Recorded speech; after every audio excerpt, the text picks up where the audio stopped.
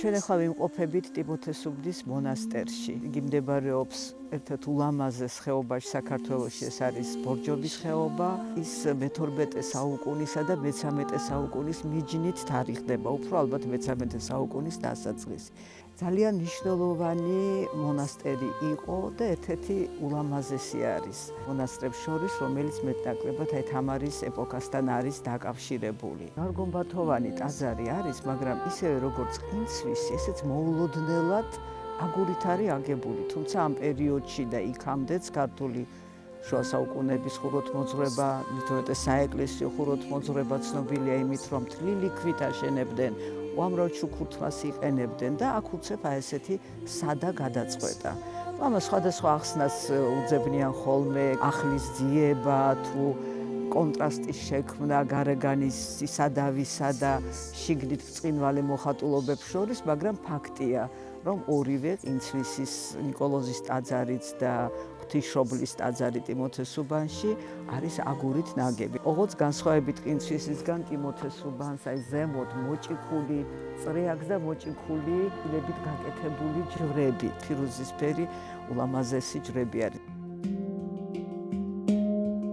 და დაკავშირებული არის შალვა ახალციხელ თორელის სახელთან. ეს თორი არის, ეს მხარე თორი ეწოდება. აი შალვა ახალციხელს თორელს მნიშვნელოვანი ადგილი უკავია საქართველოს ისტორიაში. იგი იყო თამარ მეფის კარზე მადარ ტურთუხუცესი, ძალიან კარგი მეომარი იყო და ცნობილია ბევრი მისი საგმირო საქმეები და სამწუხაროდ ჯალალედინის დროს იგი სიკვდილით დასაჯეს. ერთის მხრივ აი ეს ორიგინალობა მისი სამშენებლო მასალის გამოყენებისა განსაკუთრებულ მნიშვნელობას ანიჭებს ამ ეკლესიას და მეორეს მხრივ და კიდევ უფრო მეტად ის არაჩვეულებრივი მოხატულობა, კედლის ხატრობა, რომელიც ამკობს მთლიანად მთელს ინტერიერს ტაძრისა, მართლაც აი ამ ღირსეული წარმომადგენელია თამარის ეპოქის მხატვრობისა.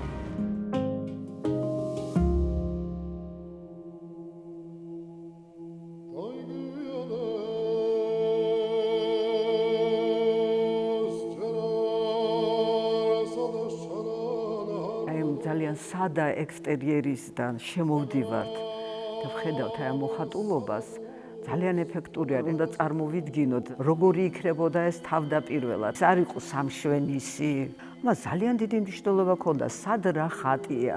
საერთოდ ესეთი მოსაზრებაც კი არის, რომ აი ტაძრის შემოვლა მithumetes ჯვარგუმბათოვანი, იგივე რაც წმინდა მიწა მოგიხილავს, რომ ყველა ის ადგილი, რომელიც უფლის მიწიერ ცხოვრებასთან არის დაკავშირებული, აქ წარმოდგენილი არის. საერთოდ გამოსახულებას ძალიან დიდ ყურადღებას ანიჭებდნენ. მაგალითად გრიგოლ დიდი, რომ ის პაპი ამბობდა, რომ ეს გამოსახულებები კედლებზე არის ბიბლია უწიგნურთათვის. ანუ ადამიანი, რომელიც თვითონ ვერ კითხულობს, აი მას რო უყურებს, თვალს ენის ცოდნა არ ჭირდება, რომ გამოიცნოს გამოსახულება. და ბასილი დიდი საერთოდ ამბობდა, რომ ეს არის ქადაგება ფერებით და ხაზებით. აი ნახეთ, დააკვირდით, ქადაგება, ანუ განმარტება, ინტერპრეტაცია, უბრალოდ ილუსტრირება კი არა, არამედ რაღაცას უფრო მეტს გეუბნება. აი ეს გამოსახულებები თან აქტიურად მონაწილეობენ ლიტურგიულ მსვლელობაში. ეს მრევლი, რომელიც აქ დგას, გარშემორტყმულია, ის არის ამ სივრცის ნაწილი, ამ ამბების ნაწილი ხდება, თანამონაწილეობს.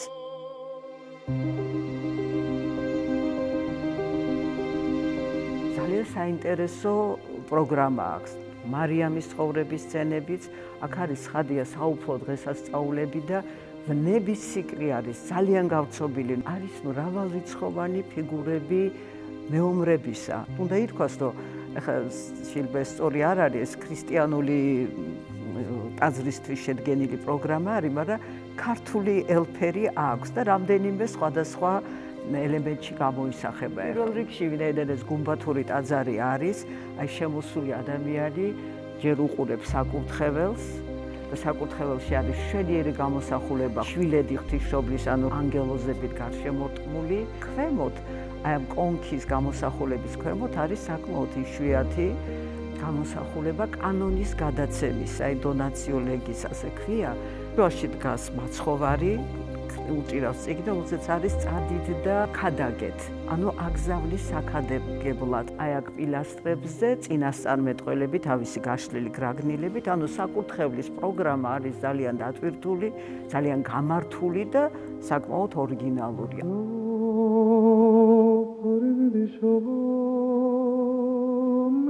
და შემდეგ უკვე მნახველი რა თქმა უნდა გუმბათისკენ იყურება და აქ არის წარმოუდგენელი სილამაზის კომპოზიცია ძლევის ჯვარისა. ძალიან ლამაზი არის, თან აქ არის სწორედ აი ეს ფერები, რომელიც განსაზღვრავს მთელ მოხატულობას. ეს არის არაჩვეულებრივად ჟღერი წითელი, სინგურით შესრულებული, თეთრი ფერია, ეს ქათქათა თეთრი, რომელიც შარავანდებისთვისაც არის და ნიადაგი ზოლისთვის.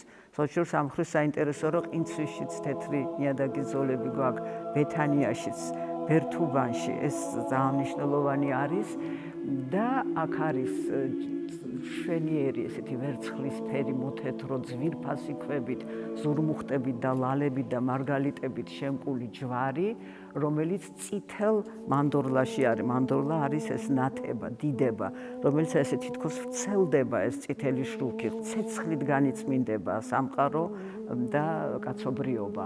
ჯვრის გარშემო არიან მთავარანგელოზები, განლაგებულები და წარდგებიან წინაშე აღსაყრებული მაცხოვარი და მის ორსამხარეს მარიამი და იოანე ნათლისმცემელი ვედრება, რომელიც არის ნაწილი განკითხვის დღისა, მაგრამ დამოუკიდებელი მნიშვნელობაც აქვს, მაგრამ ნამდვილად მიუთითებს მეორედ მოსვლაზე.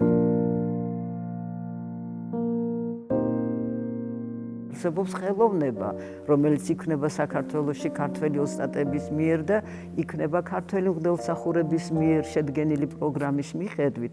და აი მაგალითად გუმბათში არის ეს ვედრება და ანგელოზები და აფრებში არის წრეში ჩახატული ნახევარფიგურები მაყარებლებისა და ორ-ორი ანგელოზი თითქოს მიაფრენს მათ.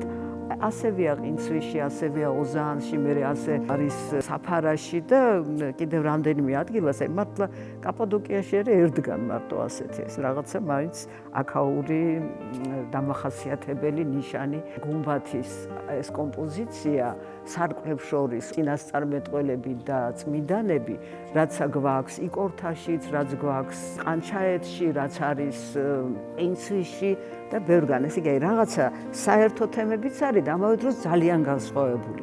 აი ამ მთელ ერთობაში ვერ ნახავთ აბსოლუტურად აი ზუსტად რაღაც სტანდარტებს. როცა სტანდარტულად იმეორებდნენ რაღაც ერთი და იგივე გამოსახულებას, ერთი და იგივე წყობას, რაც დავარია. კამარების ქიმებში, სარკმლების თავანებში, აი გეგონება იმ დიდი ჯვარიდან მე ნელ-ნელა აი როგორც რაღაც მუსიკალურ ეს ორატორიასავეთ და ეს ჯვრები ქმნიან აი ეს ერთგვარ ხერხემალ სტრუქტურას მთელი მოხატულობისა.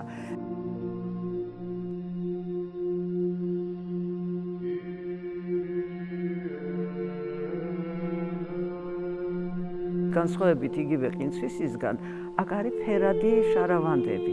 წითელი, ზურმუხტისფერი, თეთრი, ცისფერი, სულ ენაცვლება ეს შარავანდების ეს ფერადოვნება ერთმანეთს, ძალიან დინამიკური რიტმი იქნება და რა თქმა უნდა, ვკითხო მნიშვნელოვანი ეფექტური და სოჭურს კარგად შემონახული არის დასავლეთი მკლავის მოხატულობა. აი მართლა ესეთი სიტყვა გრანდიოზული ძალიან უხდება აი ამ კომპოზიციას, რომელიც აქ არის გაშლილი. ის არა მარტო დასავლეთ კედელზე არის, არამედ ამ მკლავის გვერდით კედლებზეც გადმოდის.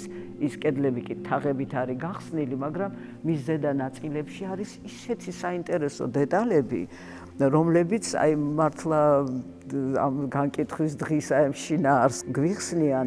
რა თქმა უნდა, ეს ყველაფერი მივყევართ აი ამ მეორედ მოსვლის, იმიტომ რომ განკითხვის დღეც მეორედ მოსვლის ნაწილი ერთია, როცა გამოჩნდება ზეცაზე ის მათეშიც არ ნათქვამი ჯერ ნიშანი მაცხოვრის, ანუ ჯვარი და შემდეგ მოაბიჯებს მაცხოვარი და მერე დაბრძანდება ამ ტახტზე და აქაც ძველთა დღეთა სახით არის გამოსახული, ანუ თეთრი თმებით.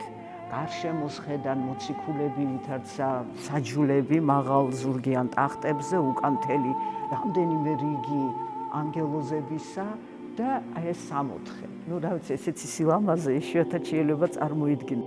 ეს 64-ის ხეები, ეს ბროწეულები, ვაშლები, ყურძნები, სხვადასხვა ეს ყვავილები ნიადაგის ზოლზე და ერთ-ერთი ისეთი გამომსახველი ფიგურა არის ეს ანგელოზი, რომელიც მიუძღვის პეტრეს და პეტრესთან ერთად მართალთა გუნდს, რომ შევიდნენ სამოთხეში და სამოთხის კარში დგას ეს ცეცხლოვანი ქერუბიმი, რომელიც ადამი და ევა რომ გამოაგდეს სამოთხედან, მაშინ ჩააყენეს სამოთხის კარში, მაგრამ ეხლა სამოთხის კარი იღება მათთვის ფიგურა ანგელოზის ამ ზურმუხტისფერი შარავანდით ძალიან რთულ მოძრაობაში მოცემული, ძალიან ისეთ ცოცხალ და დინამიკურ მოძრაობაში მოცემული, მერე არის გამოსახული კეთილი ავაზაკი, მერე აღთქმული საყდარის, რომლის ძირში ადამი და ევა მუხლმოყრილები არიან მის წინაშე, შემდეგ სამოთხის დედოფალი თვით ღვთისმშობელი მარიამი ანგელოზებთან ერთად და მერე მოდის გამოსახულებები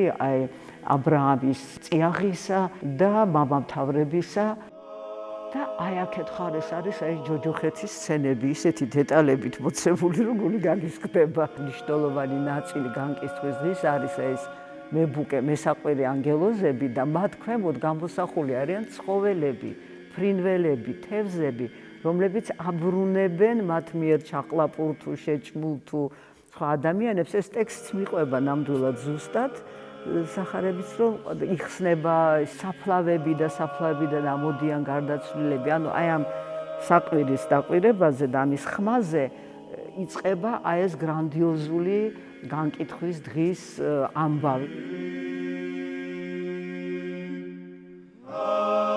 მთელი ამ ხატრობიდან მოდის რაღაც ერთგვარი სიმშვიდე. აი იმ სცენებიდანაც კი, სადაც აი წამება არის და დაცინვა და გაშოლტვა და ასე შემდეგ, მაინც ყველაფერი იმდენად გაწონასწორებული არის, ისეთი რიტმი არის წყნარი. საერთოდ აი გალბატონი თინა ვირსელაძე ფიქრობს, რომ ქართულ ხატრობას ქრისტიანულ შუა საუკუნეებს ახასიათებს ეს ზომიერება. აი ფერადოვანი შეხამებებიც კი, რაც არ უნდა ეფექტური იყოს და ვთქვათ ისეთი ჟღერი როგორც აქ, არასდროს არ არის არც სიჭრელეში გადასული, არც რაღაც დაბნელებული და მუქ ფერებში.